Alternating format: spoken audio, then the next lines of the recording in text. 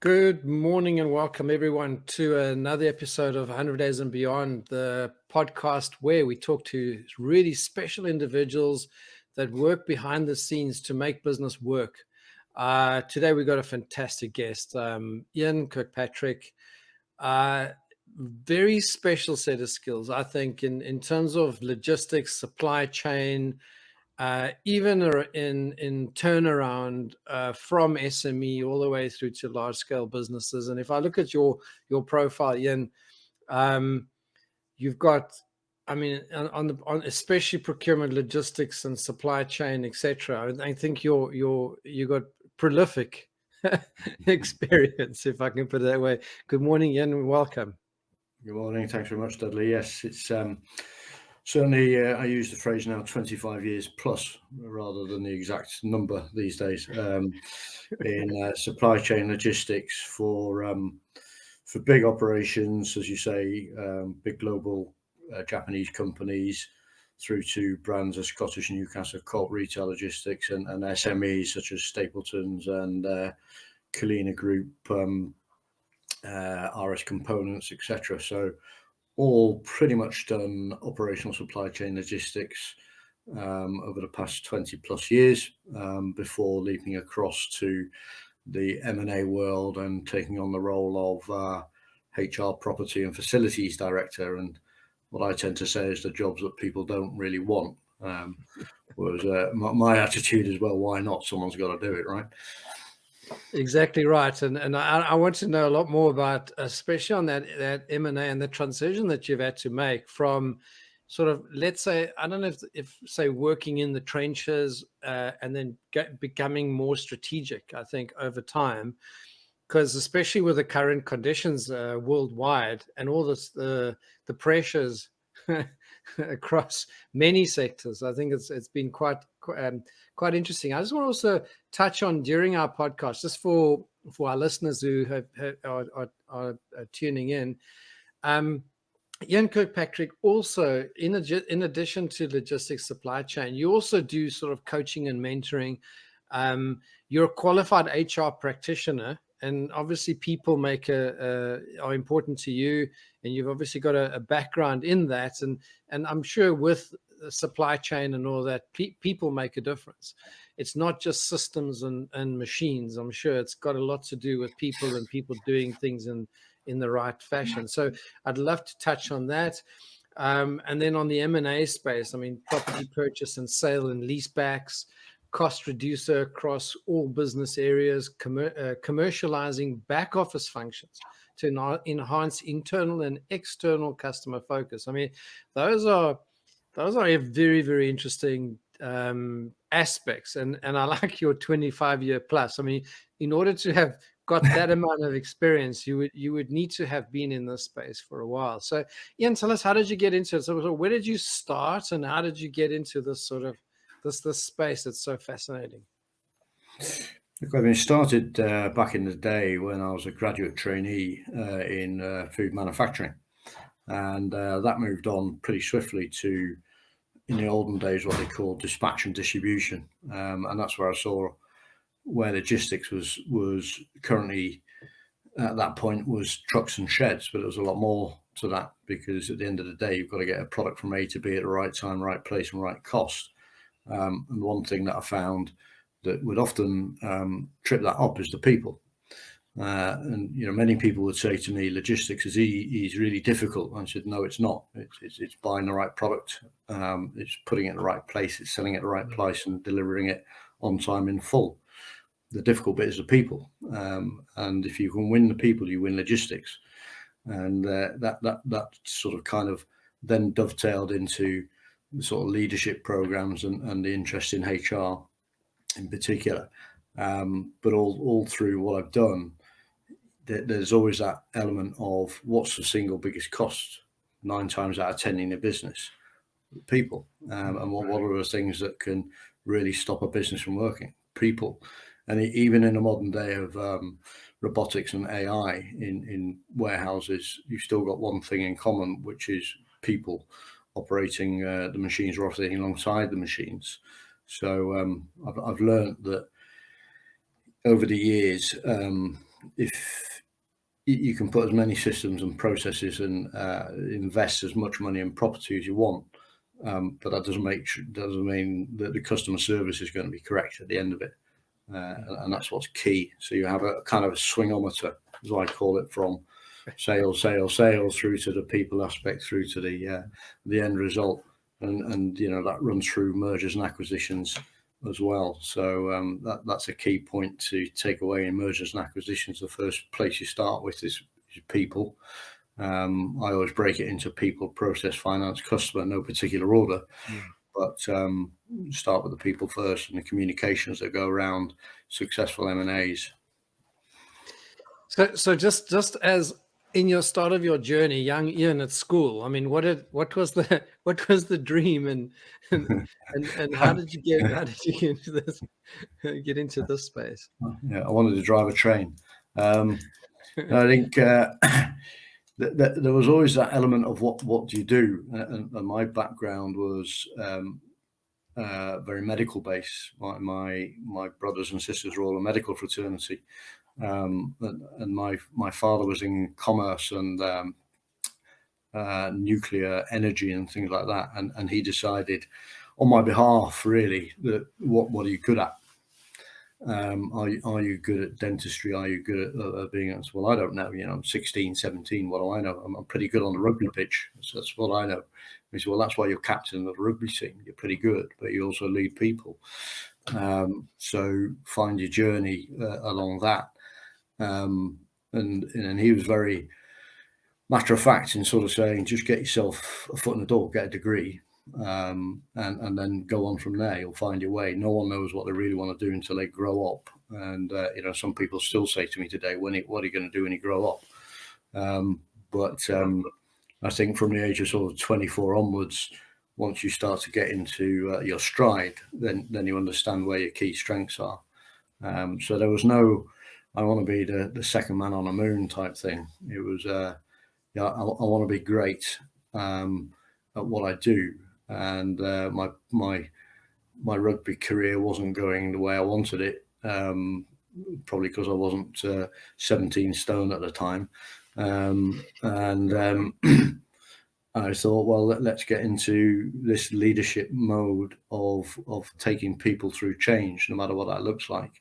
And I've always had my own definition of change leadership. There's many of them out there, which is,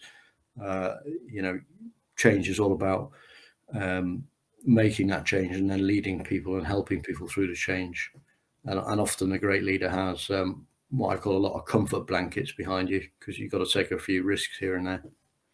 So let's put that into an M&A perspective, because if you think about the deal flow of doing a deal, you would go out and find a target acquisition. You would go through a process of initial sort of discussions, etc., and then there's a due diligence involved and so on. But most of the time, the people that you meet are really only a small group, a representative group of the final deal, because generally it's kept under wraps for a while before everybody gets to know. How do you sort of, let's call it, suss out the people aspect, the culture, etc., of an organization before you get into that, to the sort of final stages of closing a deal? And then we're going to talk about sort of what happens post deal, but let's talk about before the deal. How do you suss out sort of culture and sort of the people side of things? First point of call that I always go to is customer feedback. So there's a lot of it online, and that often points towards what type of organization it is. And if your customer service is not very good, then that would suggest that the cultures needs developing into good customer focused side of it. So that's the kind of first point of call. I would always go there first. I mean, you've got your finance side of it, which is for me, the back office side of it, and is it a good purchase? And it's not too difficult if you're within an industry. You will meet people from target acquisition proposals, and you can just talk openly. How's it going in your business?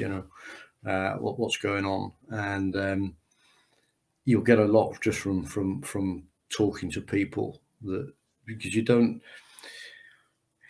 The M&As I've been involved in have all been within a sector, so most people know someone in the target acquisition, and I'd always start with the salespeople, and because they're always the guys who know it all. Sorry, salespeople, but they often do. They know the customer, and they know what drives margin and things like that, and they will often sort of say, yeah, I'd really want to be in that business, or I want people to come across from that business. And you see that in another strain, which is who's moving, who shifts from one business to another, and that will give you some indicators of the culture.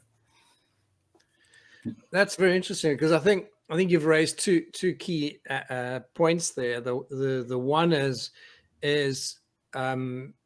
compared to, let's say, when you started your career, the internet and the visibility of companies, customers being able to give companies feedback in terms of their experience, their reviews, their reputation online is a lot more visible than it may have been in the past. And in addition to that, I think the second element you've raised there was a lot to do with being niche. So you also understand, if you focus on a particular industry, you tend to know who the players are.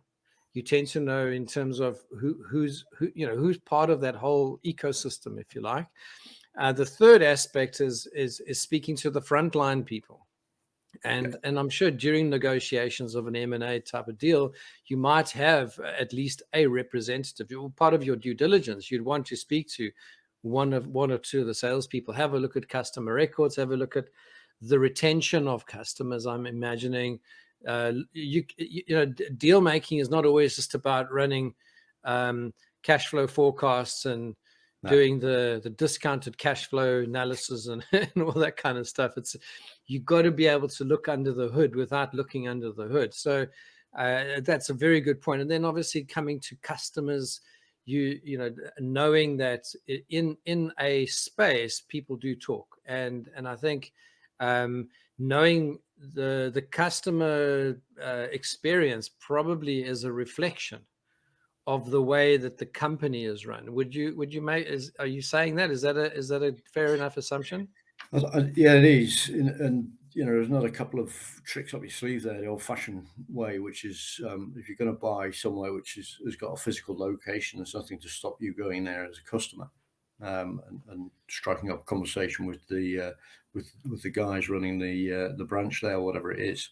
Nothing to stop that. But also at the same time, you can talk to your own people, your friends and family, and say, oh, I'm thinking of going to this location for X product. Have you been there before? What's your experience like? And you can get a lot out of that. Never use them again, or no, they're brilliant. One of the two.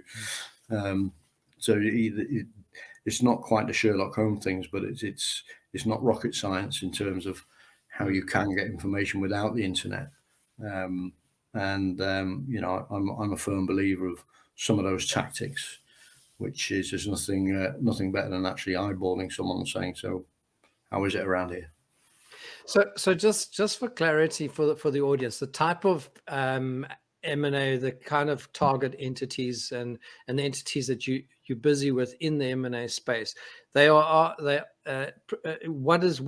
the space that you operate in, that you're most comfortable in terms of the sector, or the actual? the sector, the vertical, or even regionally.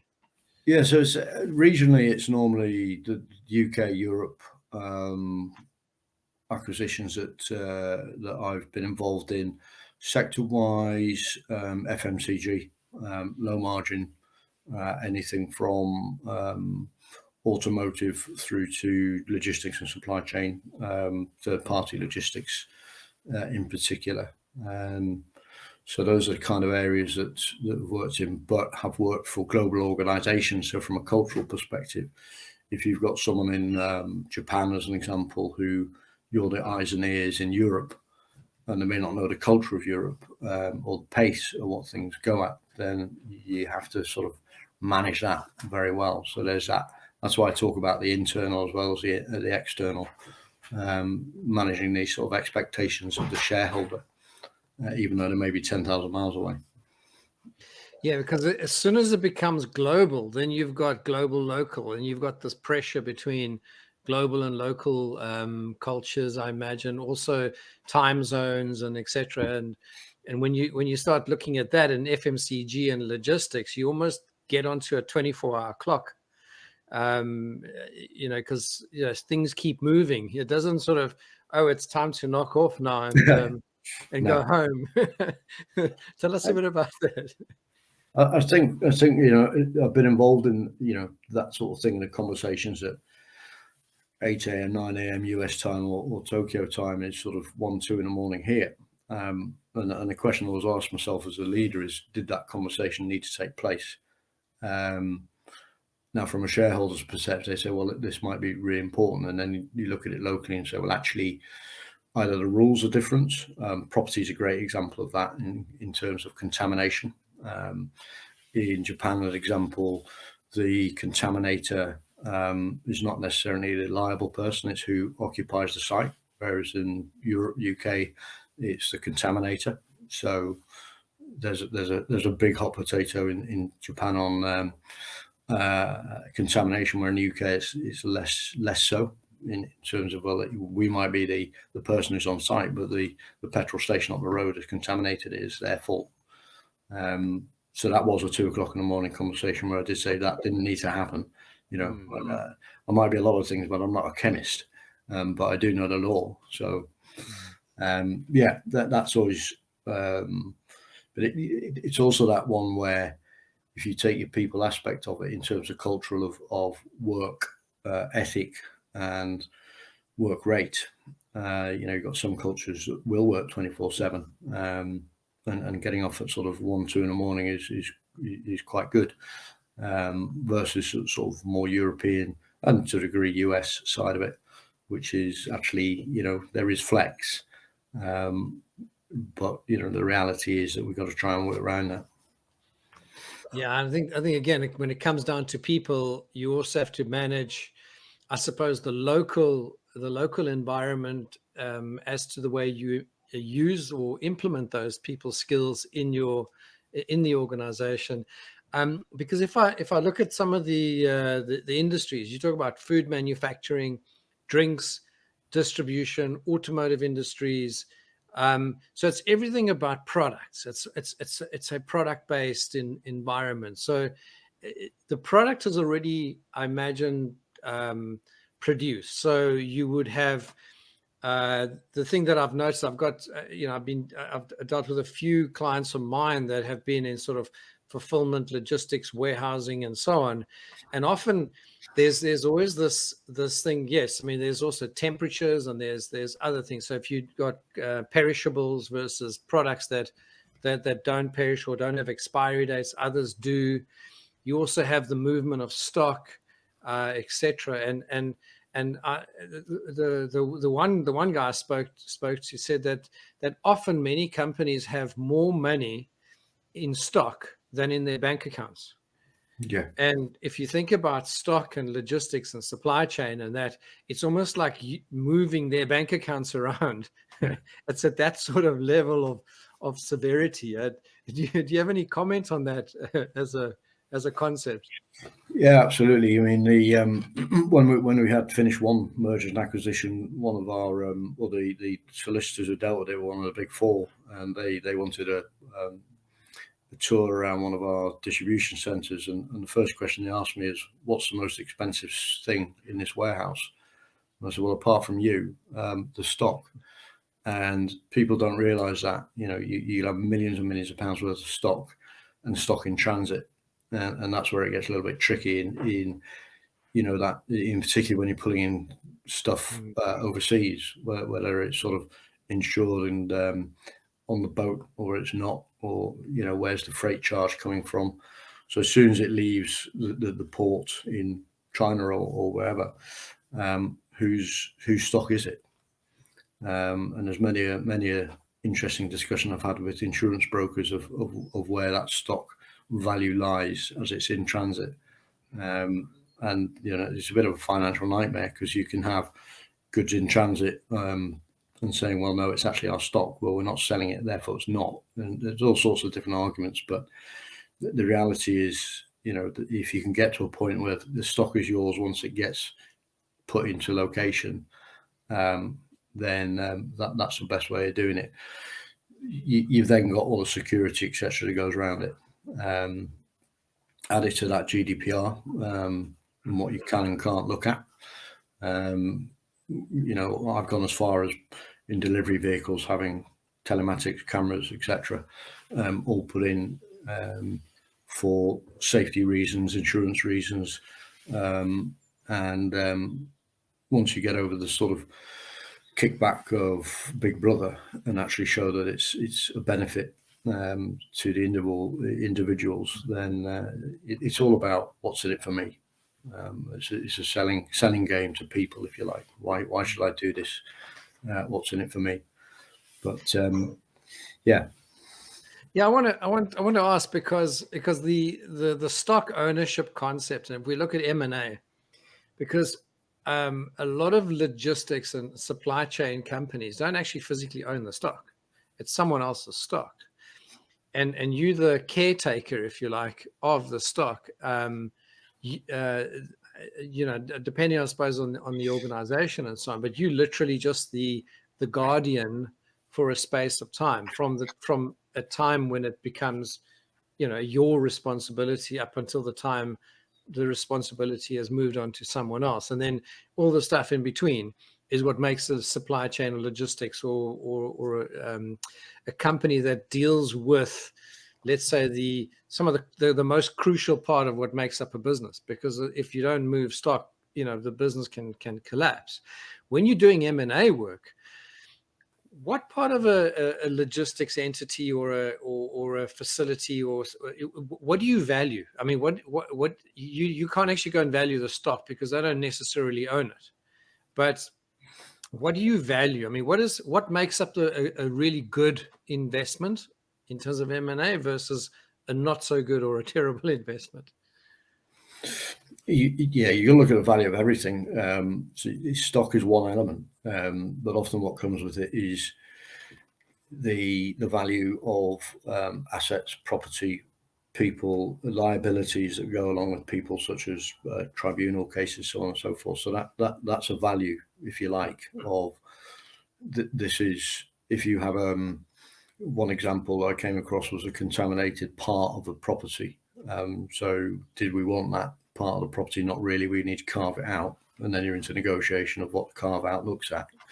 So you've got aged stock, you've got all sorts of different things to take into account, and it gets down to, you do the physical analysis of it, and then you pass it across and say, now it's into negotiation. This stock is dead, or it's a slow mover.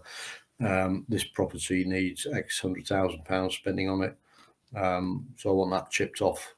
And it comes down to commercial conversation at the end of the day.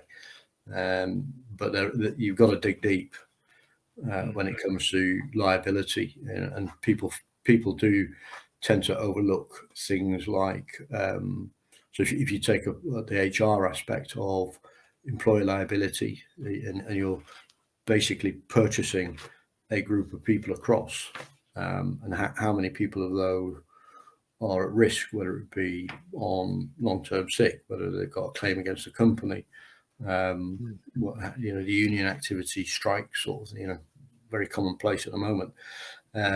All of that has a value to it, and you can't exactly sort of say, well, yeah, I'll take those 10 people, but not those 10 people because they've got a beef against the company. You put the liability back on the company you're buying it off, and said, well, yeah, we'll take that liability, but you pay for it if it goes wrong.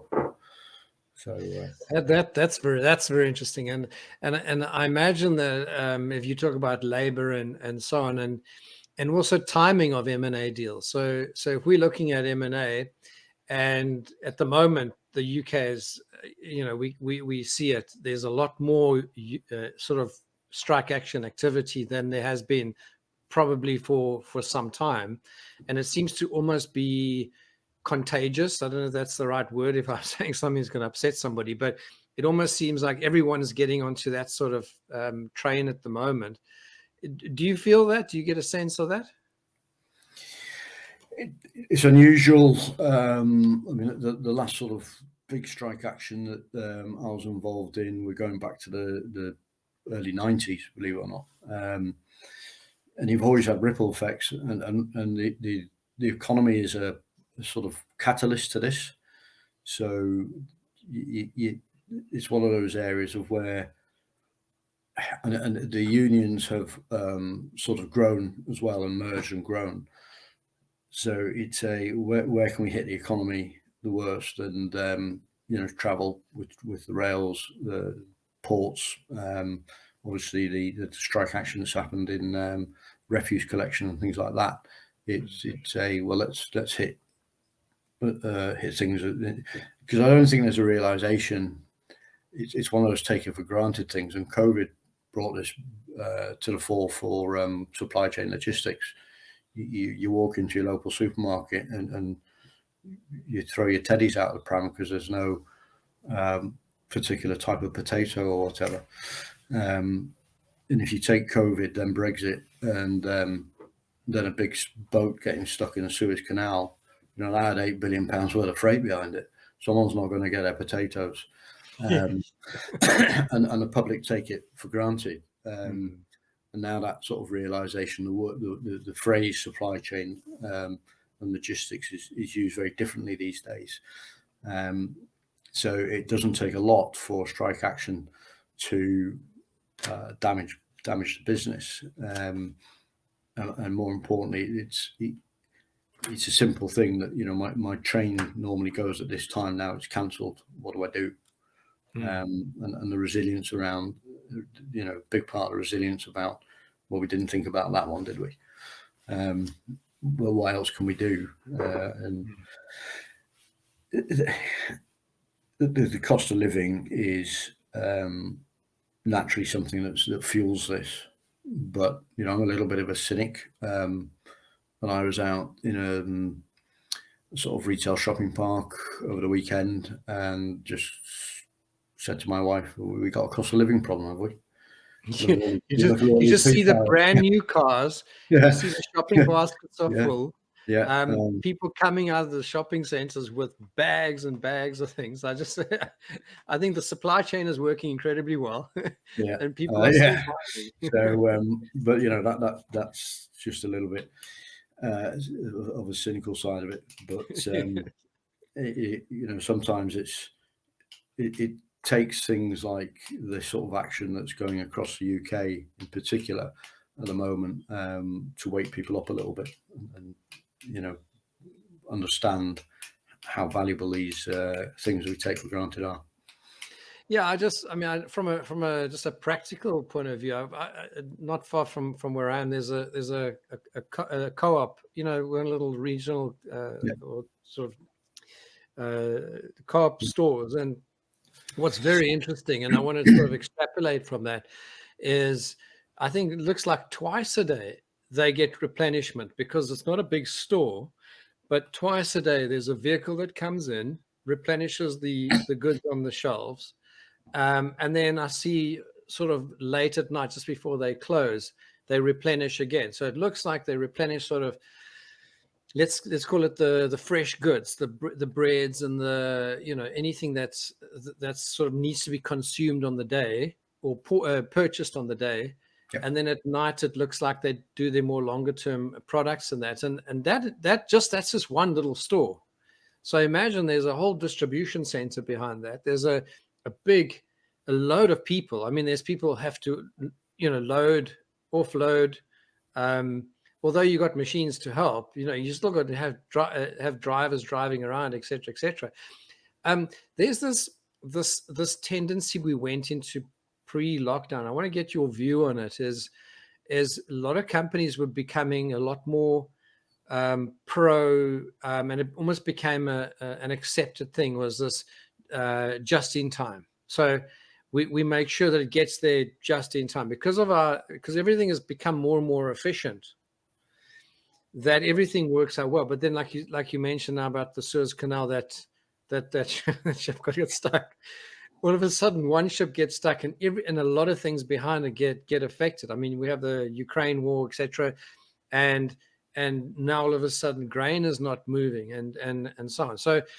So you have these events that, because things are so tightly planned further on down the chain. Tell me about that whole concept about, yeah, up to what point do you take into account or have contingency, which costs money? Do you stockpile, which also costs money, versus just in time? I mean, you got to. I mean, with this experience of yours, I mean, this must be something significant when you, especially looking at M&A, looking at the movement of people and the way that the whole world is transitioning.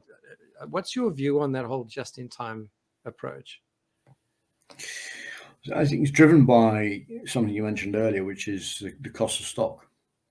And the COVID drove a shift in behavior in supply chain, which is the just-in-time philosophy was all about, well, mainly about your customer service, your demand planning, but also, do we need to hold as much stock? Therefore, do we need the capital tied up in big warehouses, etc., or lots of warehouses? And the stockpiling element was one of pricing, driven by price, is also driven by, well, what our customers think. And if you actually take the reality of that during COVID, and if you were that person who was, being like at a theme park sort of queuing system, getting into the supermarket, when you got into the supermarket and it didn't have any spring onions that was required for a particular recipe, what did you do? You didn't sort of think, what's the point of living anymore? You went and bought something else. It was like a proper onion or something. And I remember, I do it as a real thing, that my wife when I came back, and my wife said, where's the creme fraiche? I said, well, there isn't any. So I bought this stuff instead. Well, but that's not what a recipe. Well, we just have to adapt, right? And there is that common sense element. You can't provide, if you take the sort of just in time, for your twice daily deliveries, and often, one of the industries I work to in automotive, which was tires, a wholesale customer could get 12 times the delivery from all the regional players, 12 times a day. Wow. If he wanted to. Now, in that industry, it's a distressed purchase, so it should be pretty smart, where you drive in with a puncture. You're not going to say, well, if my next delivery is 48 hours time, you say, don't worry, I'll get it here in a few hours. Is it so critical on it's that balance of, do we stock excess stock, which is very dangerous when you come into fresh ambient and chilled product. Chilled not so bad, but ambient and fresh product, such as your breads, etc. But you can't, working for Premier Foods and in particular British Bakeries bread plant, it was like walking into a brand new factory every day. It started, it was manufactured, it was out by 2 a.m. on the shelves at 4 a.m. And there's nothing like just in time there. That's as fresh as it gets. But it worked for that model. It doesn't necessarily need to work. And I think that's one of the questions. One of the things that COVID did was shift the demand. So you're just in time to a degree. It went a little bit out the window. So whereas one of the big supermarkets or supermarket chains would normally have, let's say, a couple of cases of baked beans, as an example, replenished every so often during the day, then the driver shortage, the fuel increase, the prices that would command that made, well, forget that. Let's just get a whole pallet into a store and break it down. It's got a decent shelf life, and we'll work it that way instead. So there was a reversal of that, which to me is more common sense, because not just from an environmental point of view, where you may have 1 or 2 trucks rather than 8 or 10, going in, but also from a common sense point of view of baked beans don't go out of date for in a matter of days, so it doesn't really matter. And that's kind of when it comes back to the people element. But one funny story, and it's a true story, was when I worked for the brewing industry. I was visiting customers, and one was complaining about the replenishment of sherry, and he'd ordered the prior week a case of sherry because he had a Women's Institute event going on, and the next week he got the same, and he said, well, I don't need another case, but the replenishment system hadn't clocked it, and there wasn't that human intervention to say, well, that was a spike, therefore we need to reset it. And that's where the people element has to sort of, you can put as many machines in place and put processes in place, but someone's got to look at it from a common sense point of view and say that just doesn't look right to me. Yeah, that's fascinating because looking at your experience. I mean, when I say, okay, I mean, I mentioned the co-op, but you were lead in site turnaround for flagship distribution centers, co-op retail logistics. I mean, that's significant. And then also you've done commercial deals in purchasing products for a Kwik Fit Group.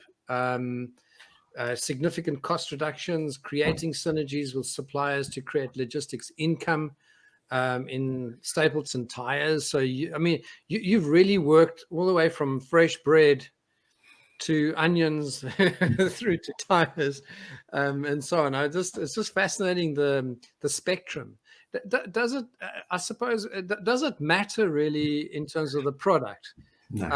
That much, or are the same concepts and principles applied?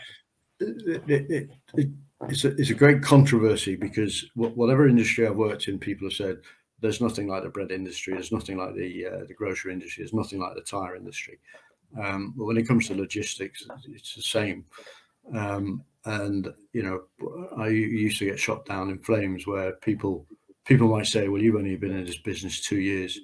What do you know about tires? So I don't know much about tires, but I know about distribution logistics. And it doesn't matter if it's a tin of beans or a tire. The principles are the same. The handling might be slightly different, but the principles are exactly the same. So it's. I call myself a logistician, but sometimes all people say, no, that can't be right. We're specialized products. Yeah, and I suppose it's a common thing. Doesn't matter what industry you're in. Your industry is always unique and different to everyone else's. But there's general business principles and principles that apply across fulfillment all the way through to any kind of supply chain. What's interesting though is I want to just touch on, we spoke about sort of M&A. Now let's talk post M&A. Have you been involved in things like sort of the sort of the integration side of things, the improvement side of things? When I look at some of your experience, we look at Scottish and Newcastle, multiple sites, 80 million pound restructuring agenda. I mean, that's some serious stuff. So tell us a little bit about sort of your post acquisition or even post merge or any kind of restructuring and transformation. So again, it starts with those 4 areas: people, process, finance, customer, and the people is the biggest element of it. So upfront communications is essential. Constant communication is essential on both sides, because people sort of think, well, we need to focus on who we're purchasing here, and there's the unrest, because they might shut down the head office or whatever. Well, actually, the incumbents that are buying are thinking, well, hang on a minute, does that affect me? Because there's 2 of me now, or there's 4 of me, and that flow through of communication of this is what we're doing, these are the reasons why we're doing it, this is the kind of investment involved, and this is what the end product will look like. And the reality is there will be change.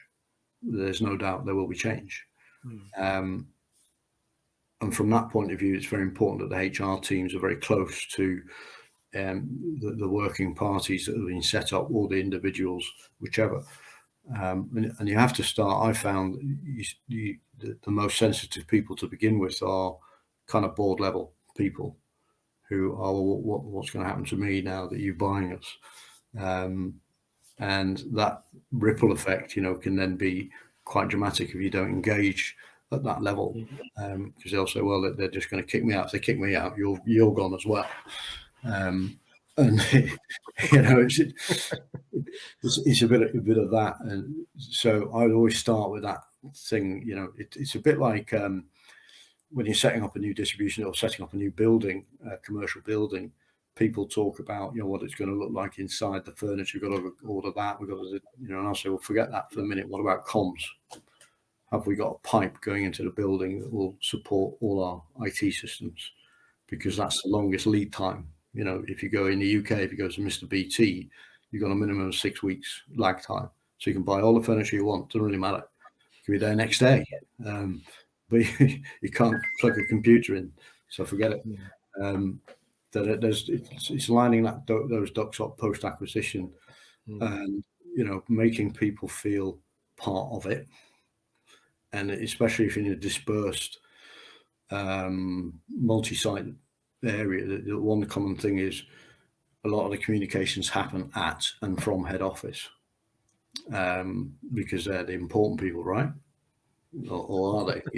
Are the important people the 8,000 people out there in the distribution centres, in the retail centres? And I've always been one post acquisition saying that the key part here is to be out amongst the people, because if they're unsure, and therefore they're probably a bit demotivated, they're the people who are talking to the customer. Now what? They're just going to say, "Oh, I don't know, I'm being bought." You might have to go to a competitor. I don't know. So you got to engage that first, and let the process flow go in terms of your supply chain risk, your supplier agreements, the timelines, and the timelines of project leaders are the important bit here. So you might have this waterfall down cascade from the board that says, well, this is what it's going to look like in 6 months. But the reality is, well, where's the fountain up? What are people thinking who are out on the coalface, if you like, every day? And you saw that in COVID with the PPE element of NHS supply chain doing their very level best, but in a hospital it wasn't enough. And if you take your procurement, where the NHS supply chain was trying to get all the trusts to buy from them, if you like, during the crisis, they were buying from wherever they could, because the local management in hospitals are like, well, what else can we do? We've got to save lives here. So that's a slightly bigger thing, but it's just having that methodology that says this is a start point, this is the end point. What are the bits in the middle that we don't think about? And often there'll be someone somewhere who says, well, what about this aspect? What about this supplier agreement that we've got for the next 10 years? Well, we didn't see that. Whoops. There's a whole host of things, but the involvement in communications and really doing your due diligence, even post acquisition, is keep going back over the due diligence and understanding the bits you miss, because you will miss bits. There's no doubt about it. It's a bit of the boat in the Suez Canal. Didn't think of that one. It's like, whoops, that wasn't in the plan. I remember building. My wife and I built our dream home some years back, about 4 or 5 years ago, and when they had to throw the concrete slabs and so on, these big cement trucks, these ones, those ones that turn like that, and had to pipe it in and so on. The construction guys had built the external wall too early. They had to break it back down to get the trucks in to pour the slabs. It's like, didn't you think of that? It's like, oh no, it wasn't. We just didn't. That just didn't wasn't part of the plan. And I'm just thinking about logistics and and all that. I mean, there are things that happen. I mean, take for instance, with the events of, let's say, the late Queen's funeral, for instance. I mean, how do you plan for something like that? You would have vehicles and that would need to deliver things. You would need to now plan alternate routes, for instance. You would, I mean, there's people moving that would generally not be moving, and they now, in different places, but still the work must go on.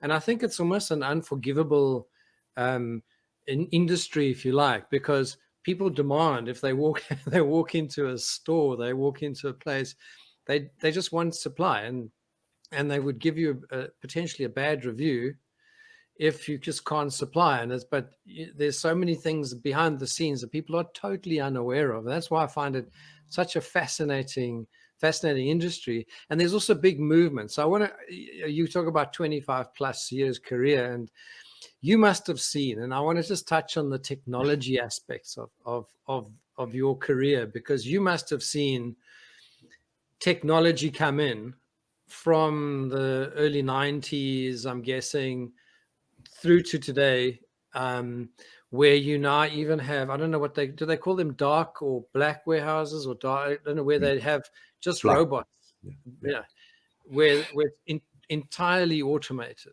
There's not the warehousing and all that, and the pick, pack, and dispatch. Literally, the truck pulls in, and there's some kind of robot doing everything. From 25 plus years ago, I'm sure that was just a pipe dream at some stage. The transition is, I mean, it's not, in the bigger picture of things, it's not that long, but so much has happened. Tell me your experience from almost no to little, very little technology, because I think there's probably more stock control and tracking just from a very database driven point of view, to today, where you even have things like proof of delivery and the text messaging. I just know, even Royal Mail, for instance, I order something and I get 5 text messages in between, and an email, and a this and a that, to tell me where my package and my parcel is. I've got tracking numbers. I mean, it's just, it's day and night, the comparison. So I don't know, what is your experience in terms of adopting those changes? I think you have to do it for the right reason. The logistics, technology, yes, it's advanced, but if you take your black warehouses and automatic guided vehicles, probably 20, 30 years ago, some people had that, especially in the military. So we take a lot from putting a man on the moon, if you like, and applying that to logistics. So it's more about the handling side of things, the tracking element of where's your product. And from that, again, I'm slightly sort of thinking, do I care where my product is unless I have paid for it to come tomorrow? And unless I'm my 14-year-old boy who's got a party to go to and his T-shirt's not here on time, then to me it's a bit of a so what, as long as I get it. So there has been advances, and it's more about the speed and the pace at which transactions happen now, and the visibility. That's important advance for me, not necessarily having robotics or AI, because there are some products that just don't lend themselves to that. Tires is a good example of, can you do a single pick tire? It's very difficult. Can you put an RF tag in a tire? No, because there's so much wire in the tire, so just skews the connection completely. And smart tires and things like that are still something in the future. The question is, do you need them? So I think the visibility on stock, inventory, and tracking, trace and track, are important bits that are just important for the supplier, because stock loss in somewhere like Walmart going back a decade was huge. We're talking billions, until they invested in RF technology, and then that worked for that business. Traceability is just as important for the supplier as for the person who's actually receiving it. For me, the principles of warehousing in terms of building is where I think the real technology is coming in terms of how high you can go now. You've got 18 meters, 20 meter up, even more, and the fact that you can get an order picker up there, so your cube utilization is much in advance. But that's only good in some countries, because in Europe some countries are a height limit, so they just have big fat warehouses rather than tall skinny warehouses, sort of thing. A technical phrase there. You know, all sorts of advance on the racking systems, on the protection, the efficiency, and especially with the energy. You know, that's where it's at the moment in terms of sustainability. Of, do you use gas for the truck? Do you electric? Do you go electric on your delivery vehicles, so on and so forth? And you know, my kind of view is it's still jury's out on that, unless you're doing the last mile stuff in the middle of London or wherever. And you can have a truck that does 15 miles on a charge. It doesn't really matter, because it's only doing shuttle runs. So it comes down to,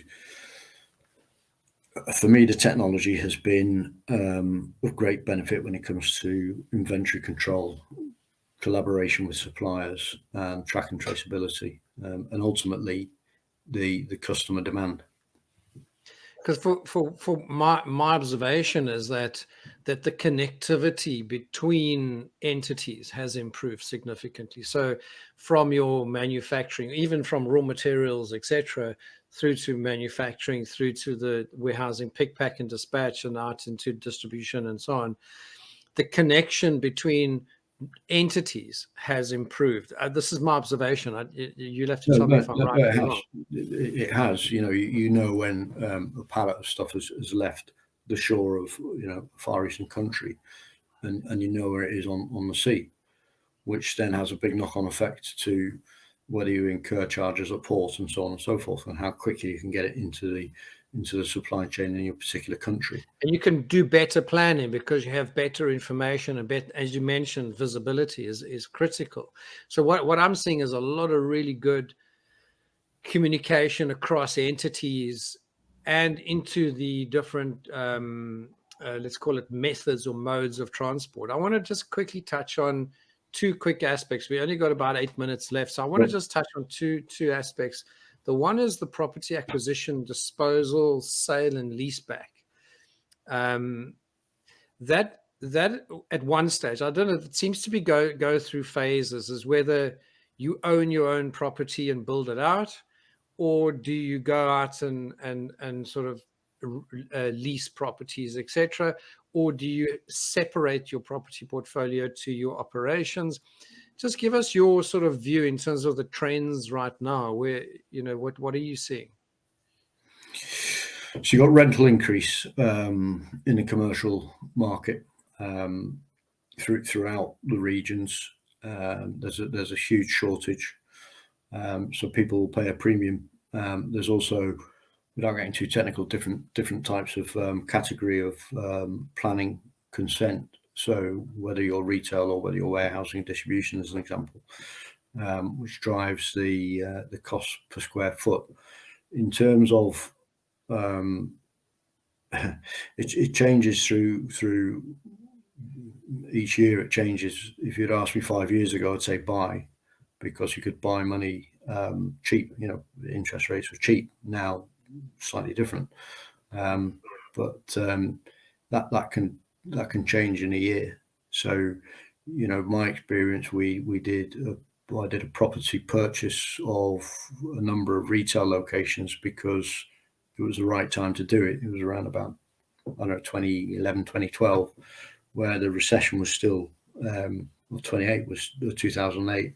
There was no buildings being built in logistics and supply chain. So that was the right thing to do. Come 2018, 19, where there was a shortage, and the right thing to do for the business was sell. I sold 3 big warehouses and you know, double the money that I paid for them.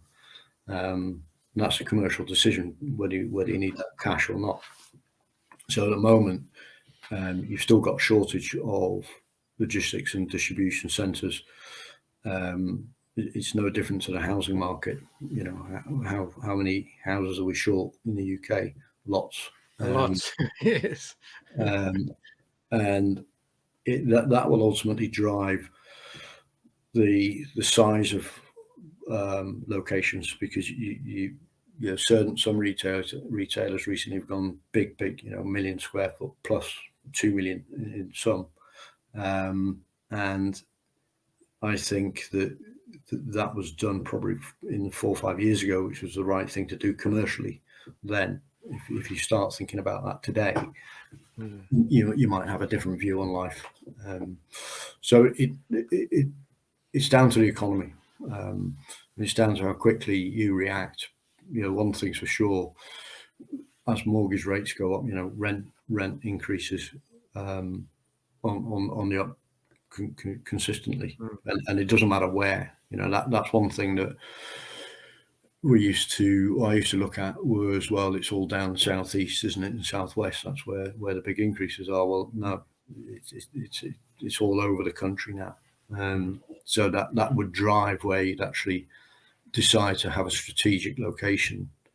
And then you've got to do the cost to serve element. Is it cheaper to have a warehouse 30 miles away where you'd normally have it, but then run the transport costs?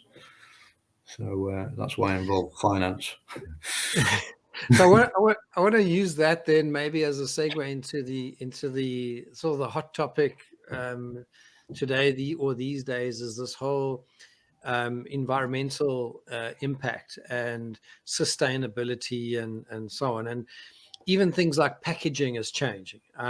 People have got this big thing about plastic, which is rightly so, but you know, the moving of goods, you know, you want something that's not going to spill, break, or damage, but at the same time you want to be sustainable and environmentally friendly. I mean, there's all that. And then the other thing is things like shipping costs.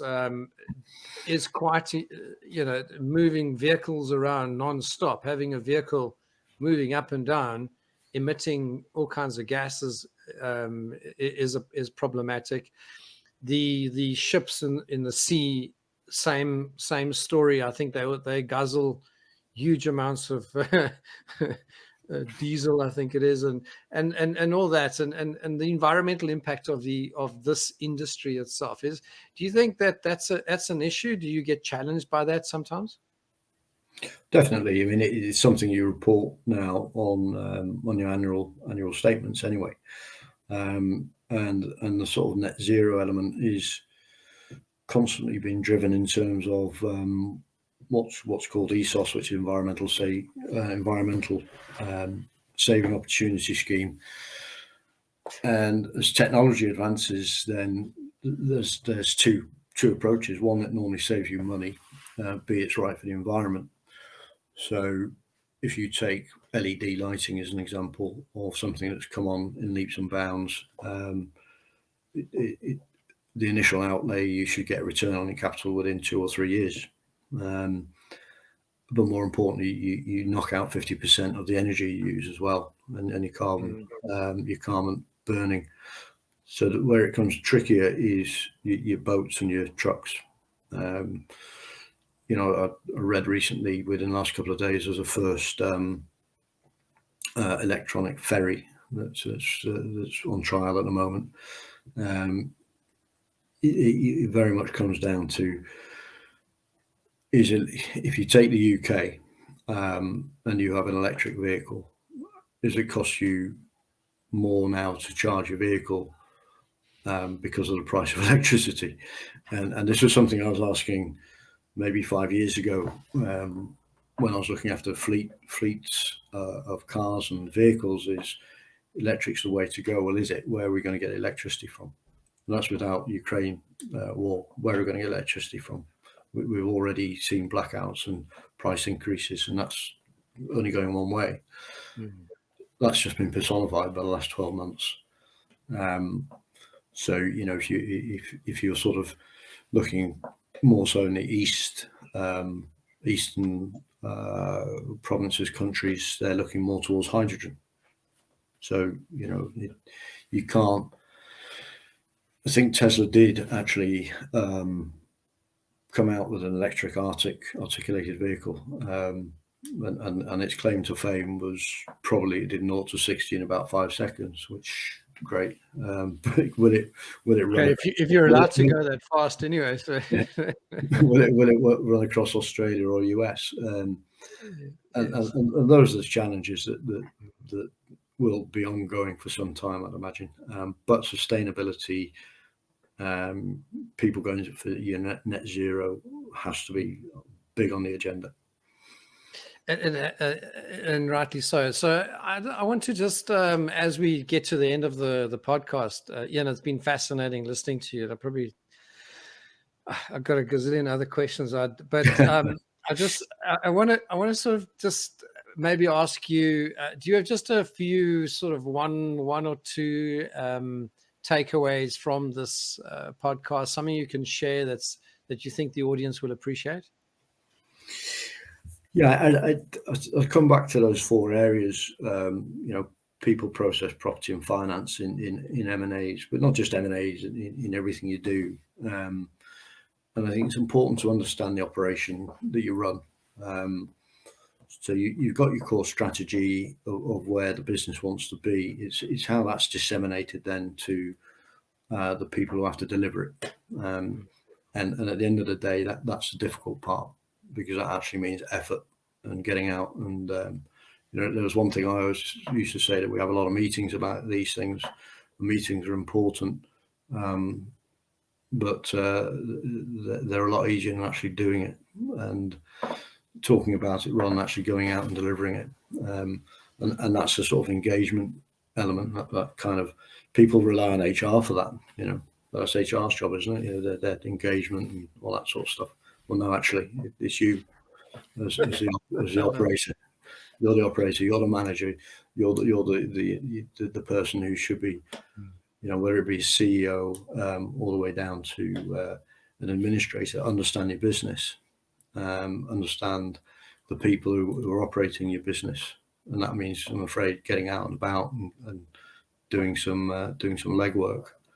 But just walk on the shop floor and actually understand what's going on. I want to finish off the podcast, if I may, then, and ask, how do people get hold of you? I mean, if they want to get in touch with you, what are you doing now? As in, sort of, what do you do for people, and how can they get hold of you? If you can share that with us. Yeah, I mean, the easiest, the most direct route would be LinkedIn. That's probably the easiest way to find me. In terms of what I'm doing now is ad hoc consultancy, and looking into people's fix it type stuff. It's a case of, at the moment, with everything that's going on, then there's a need for someone to come in and quickly have a look and add their sort of experience and say, well, we can work with this very quickly. That's, for me, that's the rewarding stuff, where you can go in and make a difference very quickly. So that's kind of what I'm up to at the moment. Love it. Ian, thank you very much for being a guest today. If you don't mind holding on the line, I'm going to just say goodbye to our audience, and I'll have a chat to you now. Let me just pop myself on the screen. Thank you, everyone, for joining us today on another episode of 100 Days and Beyond, the podcast really that focuses on the M&A world, post-merger integration, and all the special people behind the scenes that make things work. And the economy and the way we see the world often is only the glimpse, those little moments that we get to see things maybe packed on a shelf in a local grocery store, or when you go and buy tires. You have no idea what goes on behind the scenes. What I have picked up today from Ian is not only his wealth of experience, but the ability to fully and completely understand the principles and the processes around logistics, supply chain, and all the things that are required to make a supply chain and that work well. But in addition to that, there's that whole leadership element that kept on coming through for me during the episode, that Ian displays the ability to get on site, to fully understand relatively quickly in a very short space of time, well, no matter what the business is, especially in the FMCG environment, but understand, take the lead, and being able to deal with the issues at hand. I would think of Ian as a great asset for any company with the logistics and supply chain environment, and in warehousing and all that. And I think it'll be a massive benefit for any company to make use of someone like Ian. Thank you very much, Ian, and thank you for our audience for joining us today. And we look forward to seeing you on our next episode of 100 Days and Beyond. Great. Thank you very much.